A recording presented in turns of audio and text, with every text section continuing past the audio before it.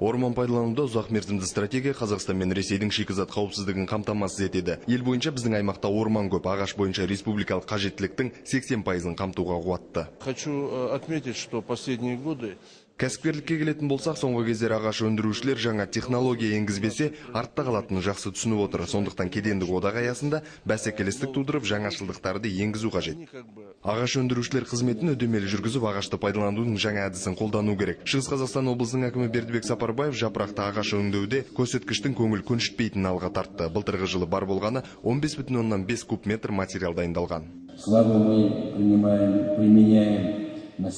Қандай материал дайындап жатқанын көрдік, алайда мүмкіншілігіміз бұдан артық. Саланың дамуы нашар, жақсы көрсеткіштерге ұмтылу керек.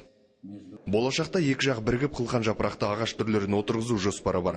Ағаш өндіруші кәсіпорындар тек табиғат байлығын пайдаланып қана қоймай, көшет отырғызуды да қолға алулары керек. Бұл орайда ұзақ мерзімді келісім шарт жасау мәселесі тұр. Жыл сайын өрт оңдаған гектар орман алқабын жояды. Әсіресе шекаралас аумақтардағы өртті сөндіру қиын. Сондықтан тізе қосып күш біріктірген маңызды. Форум барысында өртке қарсы әрекеттің регламенті талқыланды. Досжан Омархан, Вячеслав Ветлугин, Дамир Айтқожанов, Ақпар.